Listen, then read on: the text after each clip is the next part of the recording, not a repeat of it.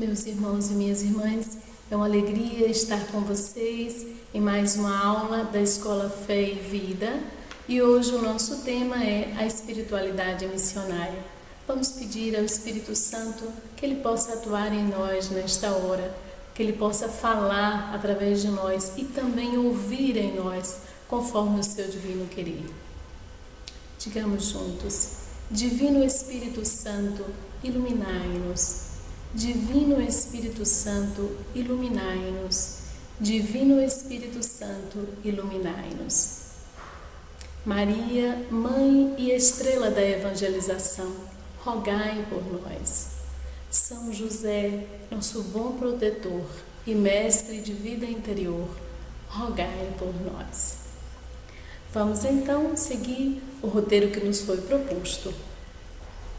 Vamos falar, antes de chegarmos à espiritualidade missionária, vamos falar um pouco sobre a mística necessária para que possamos viver essa espiritualidade e nos tornarmos missionários do Pai em Jesus. O desafio que hoje encontramos é possibilitar aos homens e mulheres uma experiência pessoal do Deus de Jesus Cristo. Anunciar Jesus Cristo não como uma doutrina, mas como uma pessoa, através da qual o mistério de Deus se torna próximo de nós. O caminho que nos pode levar a essa experiência é uma mística e uma espiritualidade. Sem mística, toda ação evangelizadora e missionária corre o risco de ser reduzida a uma simples técnica pastoral. A ação evangelizadora é, em primeiro lugar, uma verdadeira e profunda experiência pessoal de Jesus, nele, com ele e para a glória dele. Mas qual será o sentido da mística? Um perigo grande que pode agredir, bloquear e desperdiçar a nossa vida é não ter convicções. Uma pessoa sem convicção faz o trabalho de qualquer jeito, né? O trabalho se torna pesado, sem vida. Sem convicção, perdemos em personalidade. O exemplo de uma pessoa convicta é João Batista. E Jesus, referindo-se a ele, lá em Mateus 11, 7 a 11, diz o seguinte: O que é que vocês foram ver no deserto? Um caniço agitado pelo vento? Não, mas alguém que é mais do que um profeta. Essas palavras de Jesus apontam que João não é medroso, inseguro, mas uma pessoa com profundas convicções, corajoso, consciente da sua missão, da missão para a qual ele foi chamado. Quem quiser manipular uma pessoa, o primeiro passo é tirar-lhe as suas convicções. As convicções que o sustentam, que dão vida a esta pessoa, que dão vida a esta pessoa. Como é uma pastoral sem convicção? É aquela pastoral que se faz por fazer, por rotina, por obrigação, repetitiva, sem paixão, sem gosto e sem criatividade. Ela nem motiva os outros e nem transforma. E quando é que uma pessoa age com convicção? Pessoa convicta é aquela que diz: sei o que faço, por que faço, e assumo as consequências disso. Não é? Uma pessoa senhora das suas ações sabe o que faz e por que faz. Busca ser fiel a esta missão. É criativa, é obediente aos princípios da sua missão e é, sobretudo, livre. e por isso aceita o diálogo, aceita inclusive ter limites, não ser perfeito, e que tem algumas coisas a aprender para melhorar este caminho de missão, as suas convicções, aquilo que ele já sabe. E o que nos pode ajudar a obter esta convicção? De onde brota a convicção? Convicção tem a ver com mística. E mística é uma palavra que significa algo invisível. Não se vê, não se toca, mas se experimenta. A palavra mística vem do grego e significa mistério. Mística significa o caminho. Para nós, na religião, mística significa o caminho para se chegar à descoberta do mistério, do plano divino que dá sentido à vida humana, o plano de salvação. E mística cristã tem a ver com a pessoa de Jesus, obviamente, porque há outras religiões com místicas diferentes da nossa, não é? Então, na religião cristã, mística tem a ver com a pessoa de Jesus. É um processo pelo qual, por experiência profunda, existencial, é um processo pelo qual, por Jesus Cristo, entramos na intimidade de Deus e com Deus. É uma experiência profunda, existencial, que envolve uma pessoa, até o ponto de nós dizermos como São Paulo. Somos chamados a isso, não é? Chegar ao momento de dizer, para mim, viver é Cristo. É o que ele nos diz lá em Filipenses 1, 21. Para mim, viver é Cristo. Ou, ainda, em Gálatas 2, 20, ele diz, não sou eu que vivo, mas é Cristo que vive em mim. Isso quer dizer que o sentido da minha vida, da vida de Paulo, a razão da vida de Paulo era unicamente Jesus. E você e eu somos chamados também a isto. A vivermos de tal maneira essa intimidade com o Senhor que possamos chegar a um momento de dizer, eu vivo, mas já não sou eu. Tudo que eu faço passa pelo querer de Deus. Eu vivo, mas não sou eu, é Cristo. Eu sinto que Ele age em mim, que Ele está presente em mim e que Ele vai comigo em missão. Mística cristã é algo gratuito e profundamente vivido. Todos têm a vivência, mas nem todos conseguem transformar estas vivências que têm em convicções, em experiências. Acontece com quem se abre e se deixa envolver pela presença de Deus. Esta experiência mística acontece com quem se abre e se deixa envolver pela presença de Deus. Às vezes até a gente sabe coisas sobre Deus e a gente lê coisas sobre Deus, mas a gente não fez a experiência profunda de Deus. Quem fez a experiência profunda de Deus vai dizer como Paulo, lá em Filipenses 3,12, fui conquistado por Jesus Cristo. Ou ainda como Jeremias, lá no capítulo 20, versículo 7 do seu livro. Jeremias diz, tu me seduziste, Senhor, e eu me deixei seduzir. Fostes mais forte do que eu e venceste. Mística, então, é questão de intimidade profunda, existencial, de vida para a vida, com a pessoa e o projeto de Jesus Cristo. E aqui nós paramos um pouco para nos perguntarmos, você e eu e você, eu já fui conquistada por Cristo? Já travamos uma luta amorosa e Ele conquistou o meu coração, Ele conquistou a minha vida. Tudo que eu faço, eu busco pela graça dEle, viver nele, por Ele e para a glória dEle.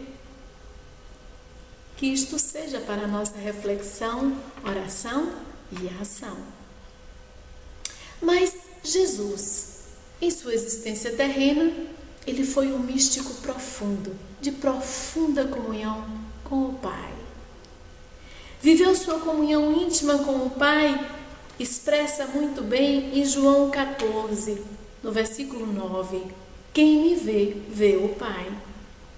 Ou ainda em João 17, no versículo 11. Eu e o Pai somos um. Foi uma comunhão profunda de vida, de opções, de vontade, a ponto de ele dizer lá em João 4:34, ali naquele encontro belíssimo com a samaritana, ele diz aos discípulos: o meu alimento é fazer a vontade daquele que me enviou e realizar a sua obra. Para se manter viva essa intimidade com o Pai, para manter viva essa intimidade com o Pai, Jesus precisou de espaços, de encontros, de momentos especiais. É por isso que ele, quando não podia orar sozinho de dia, o fazia à noite. A gente vê isso em Marcos 1:35, em Lucas 4:42. Jesus sentia a oração pessoal como uma necessidade. Ele tinha fome e sede de estar com o Pai. E nós sentimos necessidade deste encontro pessoal com o Senhor? Paramos todos os dias, ao menos por 10 minutinhos, para ler a palavra de Deus, para degustar desta palavra sagrada, para trazê-la para a nossa vida, para deixar que ela ilumine a nossa vida. E a gente continua falando sobre esses momentos de Jesus. A gente encontra ele rezando sozinho, em Lucas 3:21-22, na hora de assumir a sua missão. Antes de escolher os primeiros discípulos, em Lucas 6:12-16. Nos momentos de maior trabalho missionário, lá em Marcos 1:35. Na hora em que o povo queria desviá-lo do rumo certo da missão, João 6:14-15. E antes de ser preso, Lucas 22:39-46. Estes momentos de oração de Jesus também devem ser momentos para nós, não é? Na hora de assumir uma nova missão, de discernir essa missão. O que é, Senhor, o que queres que eu faça? Antes de fazermos escolhas que são, às vezes, até de pessoas para trabalhar e nos ajudarem na missão. Nós não somos só escolhidos, mas às vezes o Senhor também nos encarrega, nos dá a missão de escolher em seu nome, não é? Antes ou durante momentos de trabalho missionário muito intenso, ao escutar o Senhor através da oração.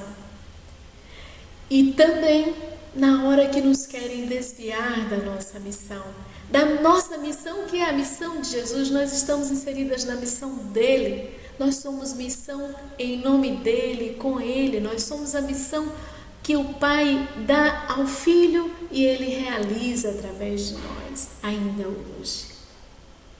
Antes de ser preso, Jesus também reza. Muitas vezes nós também passamos por momentos muito difíceis, mas o Senhor nos fortalece se nós vamos a Ele, se nós rezamos.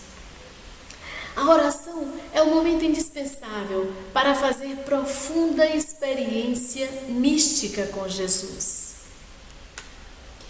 Porém, não é a oração que define a nossa vida, mas também as nossas práticas. A oração tornar-se vida em nossa vida. Jesus vai lembrar lá em Mateus 7:21, nem todo aquele que me diz Senhor, Senhor, entrará no reino do céu, mas só aquele que põe em prática a vontade de meu Pai. A oração é necessária para dar um sentido evangélico às nossas práticas. e para sustentá-las. Jesus recomendou como condição indispensável para produzirmos bons frutos a comunhão com Ele. Nós, os seus discípulos, unidos a Ele, unidos e unidas a eles. Lá em João 15, no versículo 5, nós lemos: eu sou a videira de Jesus, e vocês são os ramos. Quem fica unido a mim e eu a Ele, dará muito fruto, porque sem mim vocês não podem fazer nada. É Ele que realiza em nós a missão. É a sua graça e a sua misericórdia que atua em nós.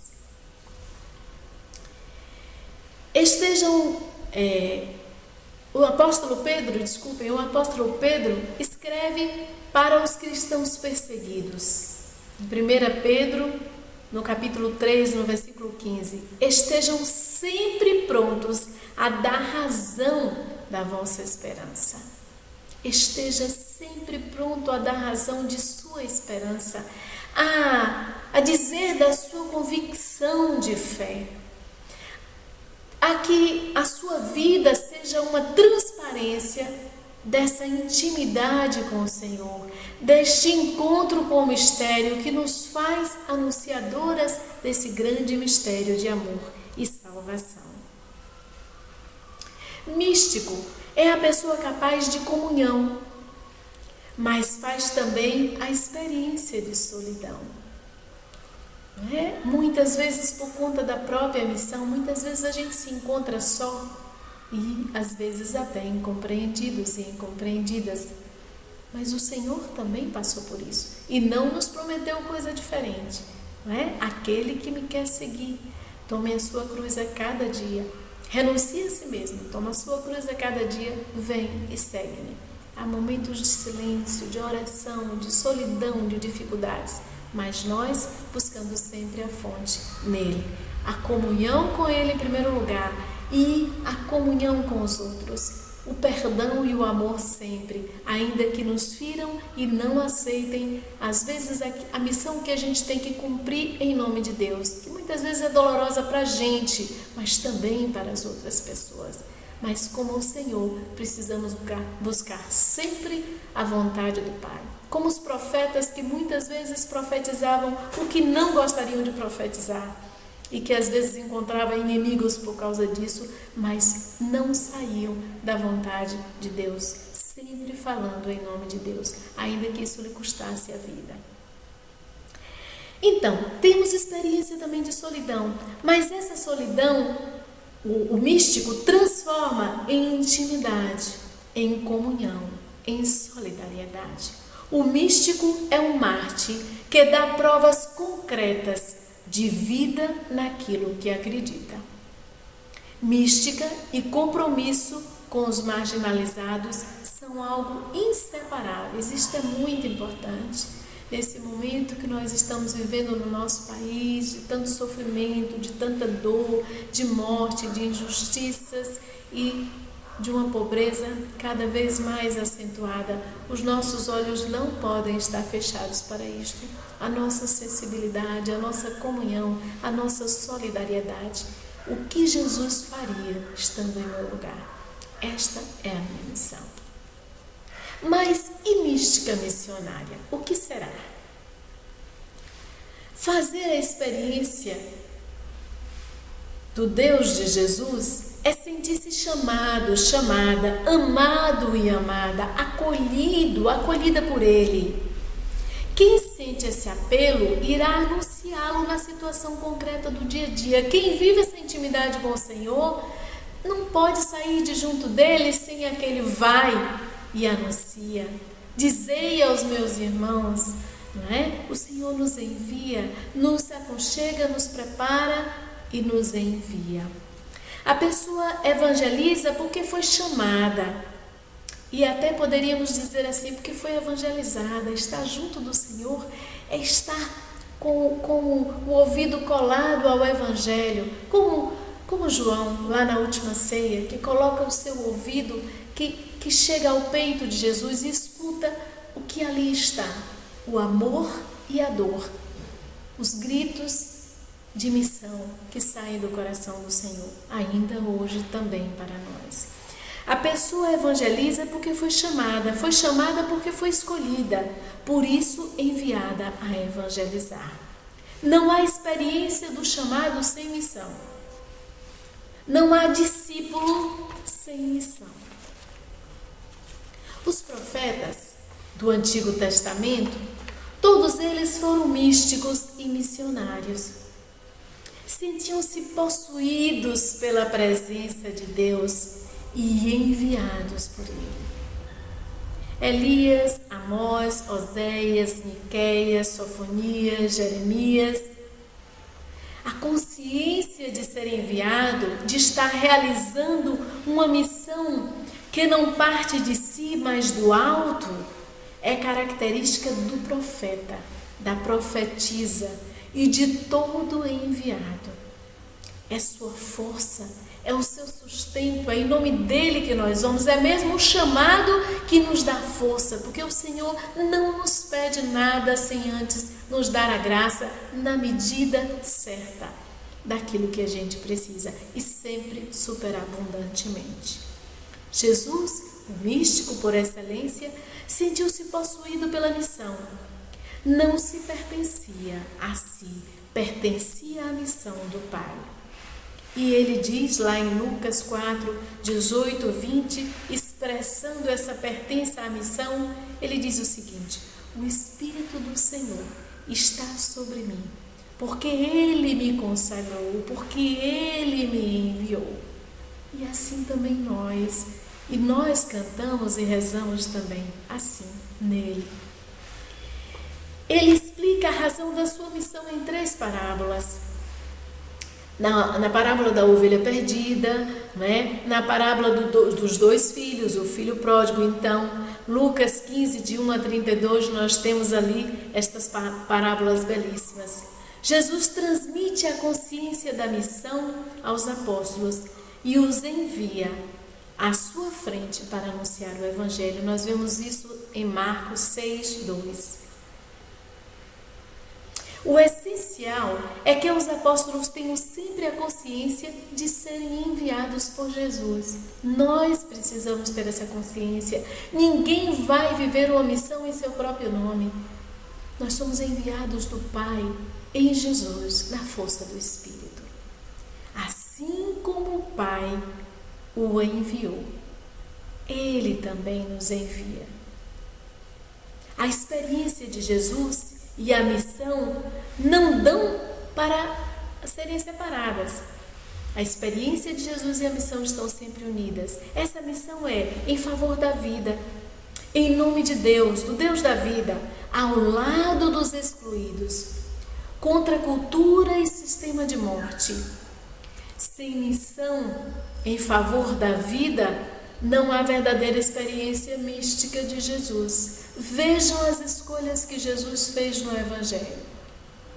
Ele veio para todos, mas o seu olhar se voltava de modo muito especial para os menos desvalidos, para aqueles mais sofridos. Diríamos para os mais desvalidos. Para saber se a experiência profunda com a pessoa de Jesus, não pode faltar um critério: estar do lado dos pequenos e dos excluídos. Por quê? Porque estar com Jesus, eu vou aprender do coração dele a estar do lado daqueles que mais precisam. O outro fato importante é a ligação entre mística missionária e a cruz. Porque naturalmente, fazer a opção por Jesus e ir na contramão dessa realidade desse mundo nos traz cruz, nos traz sofrimento. Fazer experiência mística de Jesus é tomar posição, como ele tomou, frente às situações concretas, frente às injustiças deste mundo, que às vezes estão muito perto de nós, e às vezes somos até nós que fazemos, e precisamos também viver um processo de evangelização, de conversão. A cruz na vida de Jesus não foi um acidente casual, foi a consequência da sua opção em favor da vida e da liberdade para todos. Esta é também a nossa missão em Jesus. Missão não é luxo, é a consequência necessária de quem faz essa experiência profunda com a pessoa e a vida de Jesus. Nós já não podemos viver sem Ele. E chegamos então à espiritualidade. Falamos sobre a mística, mas o que é a espiritualidade? A mística naturalmente nos leva à espiritualidade. E as duas juntas geram a missão. O que é então espiritualidade? Espiritualidade não é, em primeiro lugar, um conjunto de devoções, de orações. Uma pessoa espiritual não é aquela que fala a toda hora o nome de Jesus ou a toda hora cita a Bíblia. Não necessariamente.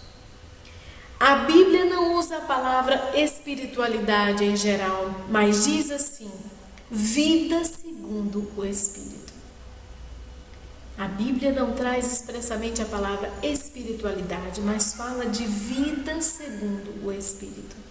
Neste sentido, Jesus se deixou conduzir pelo Espírito. E ele expressa assim: na hora da despedida, ele comunicou o seu Espírito aos discípulos, dizendo, em João 20, 22, recebam o Espírito Santo.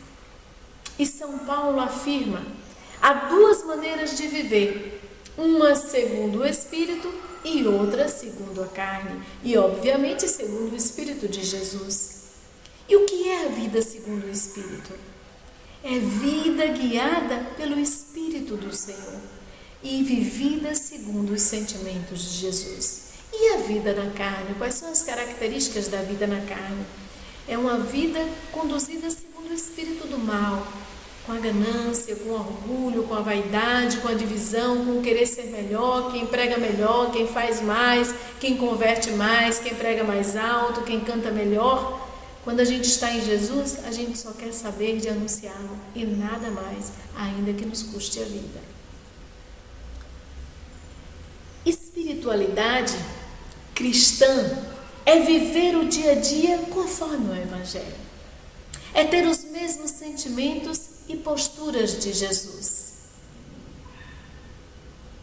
Mística e espiritualidade são inseparáveis. A mística gera convicções profundas e essas convicções sustentam nossas opções que orientam a nossa vida cotidiana, a nossa vida no Espírito. Portanto, a espiritualidade traz e traduz para o dia a dia a nossa intimidade com Jesus e com o seu projeto de vida.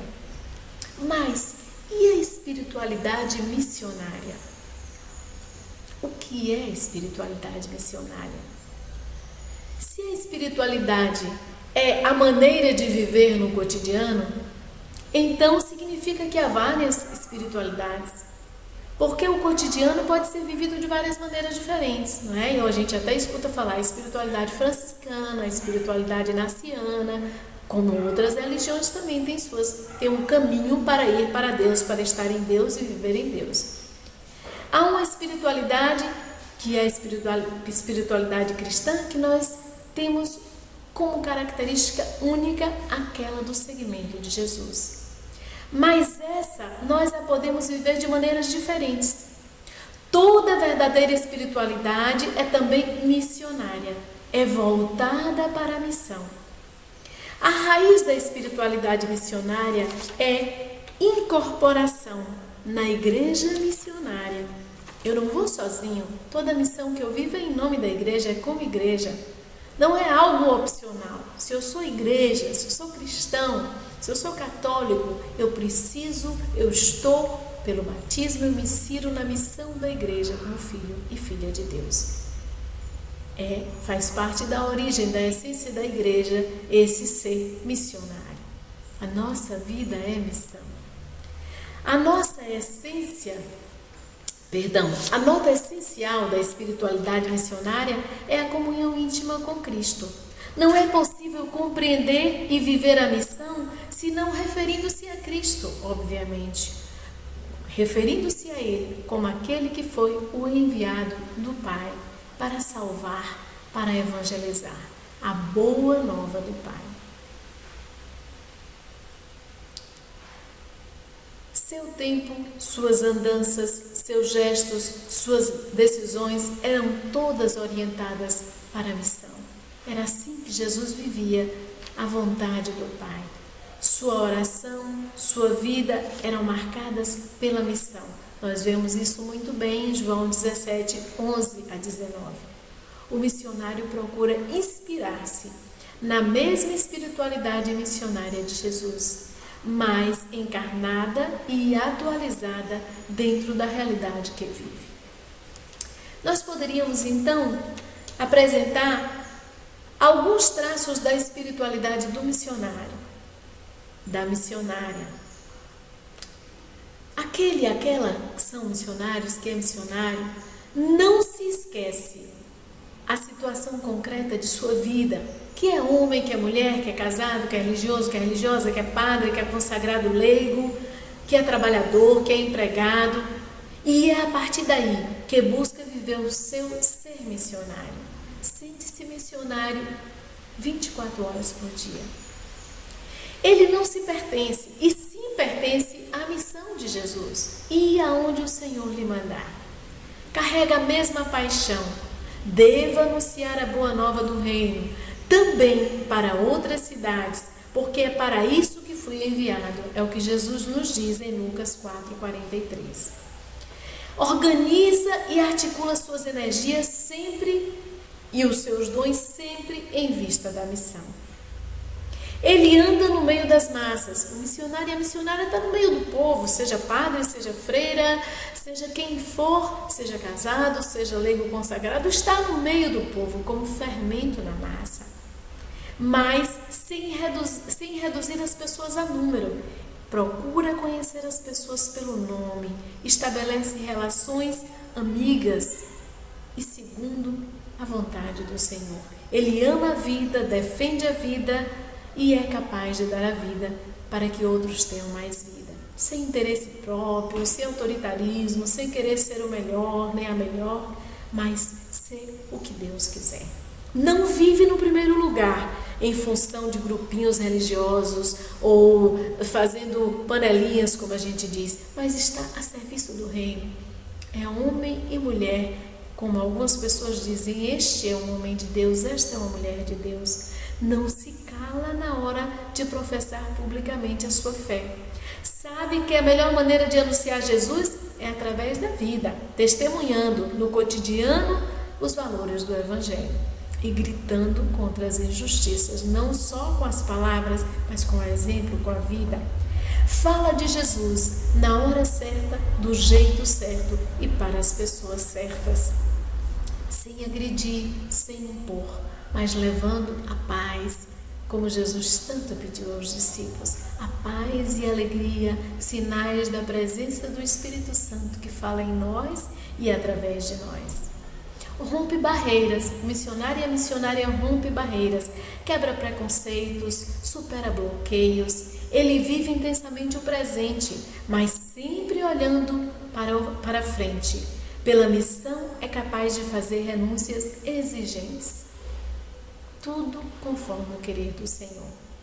Ele procura ter consciência e compreensão crítica da realidade, fazer uma análise crítica das situações que estão agora acontecendo no mundo, nessa realidade do coronavírus, não é? Aquilo que precisa ser melhorado, aquilo que precisa ser feito e não está sendo feito, inclusive da parte do missionário. O que é que eu faço para contribuir para que todos tenham mais vida e vida em abundância conforme o querer de Jesus também nesta hora? O missionário deseja conhecer mais de perto a pessoa de Jesus, tem sede, tem fome de Deus, para amá-lo e segui-lo mais de perto e testemunhá-lo não só com as palavras, mas sobretudo com a vida.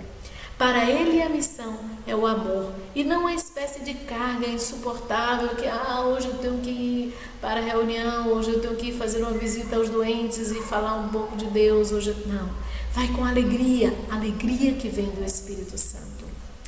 O missionário e a missionária marcam presença positiva e ativa na comunidade, é alguém inserido, é reconhecido por ela e por ela se sente sente enviado. Ninguém vai sozinho. Nós vamos em nome da igreja e com a igreja que está ali representada pela nossa comunidade paroquial. O missionário tem grande respeito com a igreja de outras denominações. Isto é muito importante.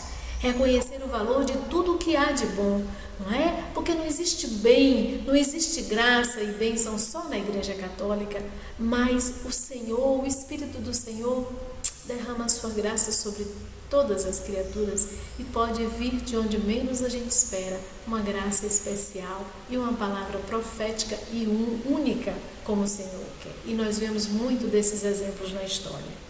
O missionário e a missionária assume e atualiza a regra de vida dos primeiros missionários. E que regra de vida é esta que nos faz missionários segundo o coração do Pai? Pessoa de oração. Pessoa que com coragem anuncia o reino de Deus em uma sociedade conflitiva. Ela tem consciência de uma dura realidade e quer ajudar a transformá-la em nome de Deus, em missão. É uma pessoa que vive as bem-aventuranças. É um homem e uma mulher de paz. Pessoa que não visa o interesse próprio, né? A vida cômoda, a fama, o bom nome, mas a vontade do Senhor, ainda que isso lhe deixe de lado diante de algumas pessoas e de algumas situações. Pessoas que optam pelos excluídos e lutam para reintegrá-los à sociedade. Não é só dar o pão, dar o peixe, mas dar o peixe para fortalecer, dar água para que a pessoa possa ter vida nova mas, sobretudo, ajudar a que as pessoas tenham um anzol e tenham dignidade de vida e possam caminhar sobre as suas próprias pernas. Dar o pão do corpo e o pão também espiritual. E a possibilidade de ele viver, como sujeito da sua própria história. Pessoa que não se deixa,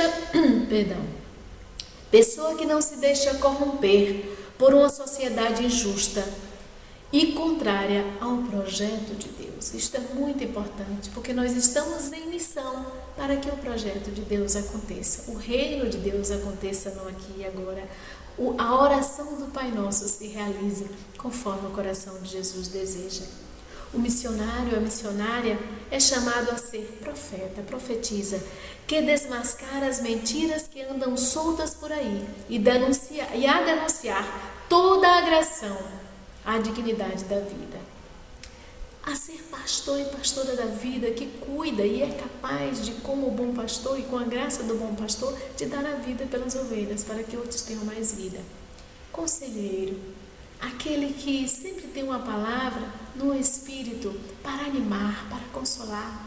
Não é como São Paulo diz, o Senhor nos consola em todas as nossas tribulações, para que nós possamos também consolar a outros com a mesma consolação que nós recebemos dele.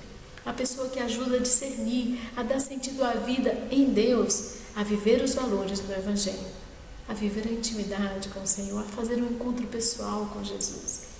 Mística e espiritualidade missionária não carregam a marca da cruz, do conflito e da perseguição. Disse isso totalmente contrário. Mística e espiritualidade missionária carregam a marca da cruz, do conflito e da perseguição. É consequência de a gente lutar pela justiça. E finalizamos aqui com os 10 mandamentos da vida missionária, da vida de um missionário e de uma missionária. E quais são esses mandamentos? Ser uma pessoa humilde, para servir e acolher a todos sem distinção. Ter disponibilidade necessária para servir ao reino de Deus. Despojar-se para servir a Deus e aos irmãos e irmãs, confiando-se totalmente à providência divina. Ter força espiritual, porque só através de uma vida de oração seremos verdadeiramente missionários e missionárias. Ter coragem, ousadia e confiança em Deus, denunciando todo tipo de injustiças e males. Buscar sempre a inspiração de Deus para poder levar o amor, a paz, o perdão e a reconciliação. Ter clareza e sabedoria para anunciar aquilo que Deus quer e naquilo que quer, e não aquilo que queremos, desculpem. Ter clareza e sabedoria para anunciar aquilo que Deus quer e não aquilo que queremos, que nos beneficia, que nos faz ser bem visto por todos. Tudo deve estar pautado em Jesus, na vontade do Pai. Ter solidariedade, companheirismo de equipe. Ninguém evangeliza sozinho. Não deve haver estrelismos. Nós somos todos um corpo, o corpo místico de Cristo que, tendo Ele como a cabeça, fazemos o reino acontecer pela sua graça, com a força do Espírito. Viver em comunhão com Deus, que é necessária para que o testemunho seja coerente e verdadeiro. Sem a graça de Deus nada podemos fazer. É o que vemos lá em João 15, 4 a 5. Ser instrumento. O missionário em sua missão, precisa reconhecer sempre a grandeza de Deus, visto que não é ele que evangeliza, é Deus. E por fim, o missionário deve alegrar-se sempre pelos dons que recebeu do Pai, como nós vemos lá em Lucas 10, 17 e 21, porque tudo deve ser por Ele, para Ele e para a glória dEle. Que assim seja, meus irmãos e irmãs, em nossa vida, para que sempre mais nós possamos dizer, não só com as palavras, mas com todo o nosso ser, nós possamos dizer e dar glória ao Pai, ao Filho e ao Espírito Santo, como era no princípio, agora e sempre. Amém.